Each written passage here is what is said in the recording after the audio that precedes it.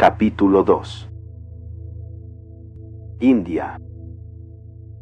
Yo soy. El mercado de Tiruvannamalai estaba rebosante de gente, colores y ruidos. Cuando la vi, caminaba como rodeada de una aureola dorada, y su porte era digno y majestuoso. La acompañaba otra mujer, seguramente su sirvienta de casta inferior, morena y con un sari humilde. En cambio, ella, ¡qué belleza! Algo en mí se activó, algo extraño, una especie de recuerdo o añoranza. Me dieron ganas de acercarme y preguntarle, de tomarla entre mis brazos y hacer fluir aquello que me llamaba hacia ella, pero me contuve. Al día siguiente, desperté sudoroso y con una opresión en mi pecho. No podía vivir sin ella, pero al mismo tiempo no podía afirmar que fuera ella, sino otra cosa misteriosa que ella había despertado la que me inquietaba. Lo fui a consultar con el astrólogo del pueblo. Me dijo que la fecha era auspiciosa y que el sentimiento venía de muy antiguo, de otro lugar y tenía componentes kármicos. Aquello coincidía con mi sensación y se lo agradecí. Mis padres lo empezaron a notar. El Rishi Patanjali era casi inaccesible para mí. Desde pequeño lo conocía como sumido en sí mismo, indagando y casi siempre sentado en el jardín, completamente absorto durante sus prácticas de meditación.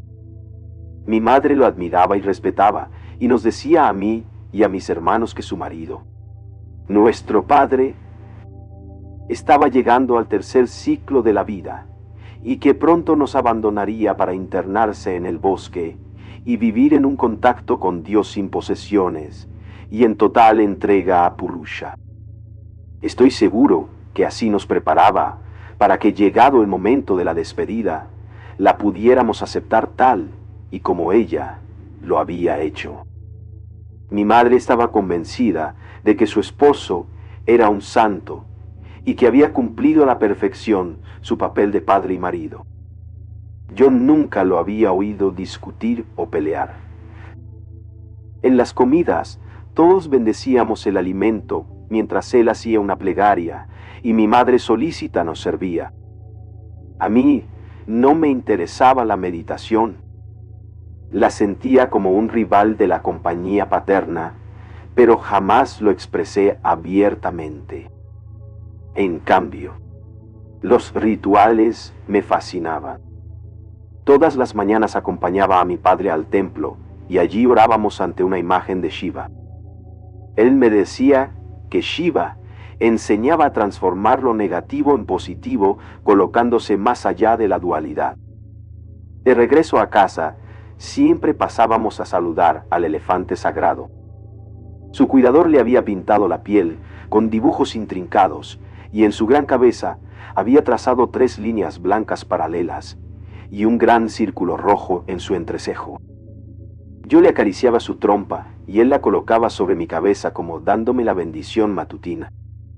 Después desayunábamos con toda la familia y al terminar acompañaba a mi padre a su trabajo.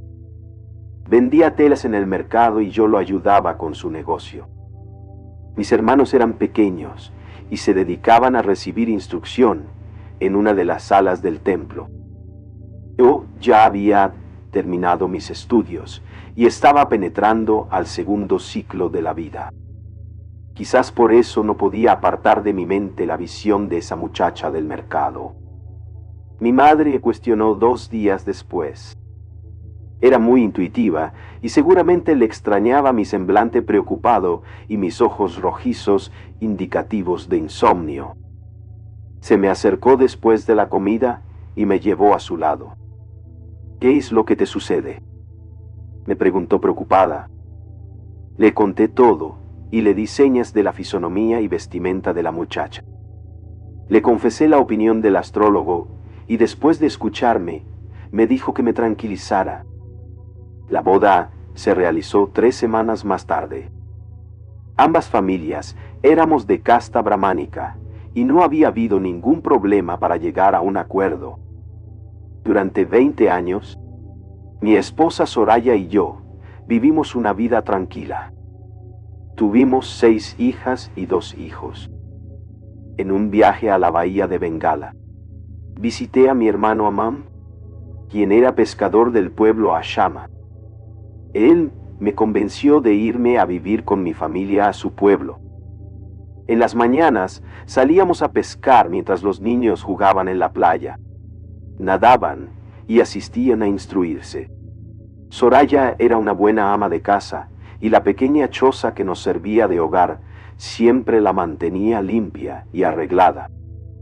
Una tarde, al regresar del mar, Amam y yo nos sorprendimos al notar una humareda que salía del pueblo. El mar estaba picado y nos tardamos más de 1 hora en desembarcar. Mi corazón palpitaba con tanta fuerza que sentía que se me saldría del pecho porque el humo parecía surgir de nuestras casas, las que, a la distancia, se veían envueltas en fuego. Desesperados y luchando con las olas pudimos, por fin, llegar a la playa. El ambiente era tenebroso y un penetrante olor a carne quemada se percibía en la atmósfera. Los cocoteros que bordeaban la playa, con sus hojas chamuscadas, y las grandes palmeras del pueblo, habían sido testigos de la tragedia. Buscamos a nuestras familias, y lo único que encontramos fueron los restos irreconocibles de decenas de cadáveres carbonizados y colocados unos sobre los otros. Durante 9 días no pude dormir, y mis ojos desorbitados parecían lanzar chispas en todas las direcciones. Existía en un estado de estupor completo sin entender lo que había acontecido, y con un deseo de enterrarme en la arena o abandonarme al mar sin luchar.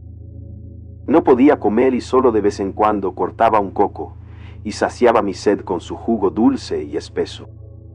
Una noche, sin avisarle a mi hermano, comencé a andar sin saber a dónde me llevaban mis pasos. Caminé durante 1 semana sin detenerme hasta que el paisaje se comenzó a transformar y el clima cálido y selvático se convirtió en húmedo y frío. Penetré a un bosque tupido, arrastrando los pies. Los árboles y el musgo cada vez se hacían más y más densos hasta que en el corazón de aquel paraje, el follaje cerrado apenas si dejaba pasar los rayos del sol. Sin fuerzas y con un total desconocimiento del lugar en el cual me encontraba, me desmayé. Un piso esponjoso y alfombrado de hojas fue mi lecho. Desperté en otro lugar.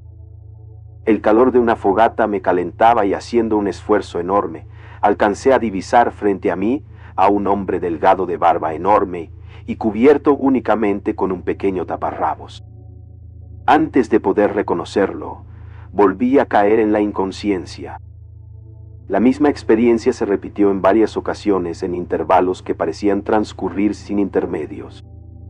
Después supe que me tardé 13 días en recuperarme y que esa figura humana desdibujada que me había salvado era mi padre Patanjali. 10 años antes se había despedido de mí. Mis hermanos y mi madre y aislado en ese mismo bosque al que me habían guiado mis pasos y un poder misterioso. Patanjali se había dedicado a meditar en silencio y durante esos 10 años no había tenido contacto con ningún otro ser humano ni pronunciado una sola palabra. Permanecí con mi padre hasta que murió. Me dediqué entonces a escribir sus enseñanzas en forma de aforismos. Viví 20 años más y nunca abandoné el bosque. Me alimentaba de raíces y frutos silvestres. Recogía agua de la lluvia la que me servía para saciar mi sed y asearme. Añoraba a Soraya y a mis hijos, y las prácticas que aprendí de mi padre Patanjali calmaban mi espíritu y satisfacían mi mente, pero nunca completamente. Algo dentro de mí permaneció en el misterio hasta que morí. En ese momento se rasgó un velo y pude percibir un estado de amor que me calmó, pero solo por un instante. Patanjali me había mostrado que el secreto del ser se encontraba en el silencio, en la inhibición de toda actividad mental. Su mensaje estaba claramente descrito en los aforismos que yo mismo había inscrito en grandes rocas para que perduraran intactos hasta ser encontrados por otros buscadores. Los últimos 5 años de mi primera vida en este planeta los viví en un estado de silencio.